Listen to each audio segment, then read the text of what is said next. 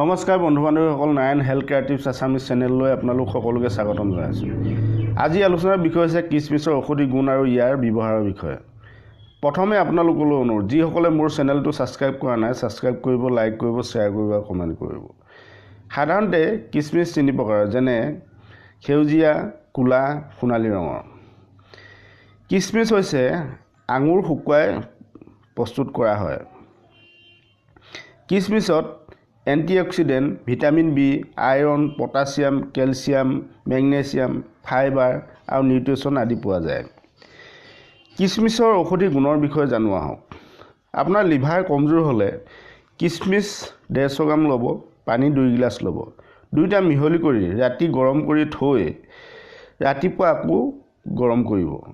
গৰমটো কুহুমীয়া হ'লে আপুনি চাকনিয়ে চাকি সেই পানীখিনি খাব। এনেকৈ মাহত 4 দিন খাব লাগে।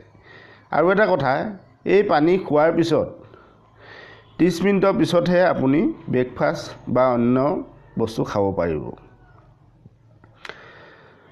কিচমিচৰ পানী খালে ব্লাড প্ৰেছাৰ কণ্ট্ৰলত থাকে। কিচমিচৰ পানী খালে হাড় মজবুত হোৱাৰ লগতে মাংসপেশীও মজবুত হয়। কিচমিচৰ পানী খালে হজম শক্তি বঢ়ায় আৰু এনিমিয়া ৰোগ ভাল হয়।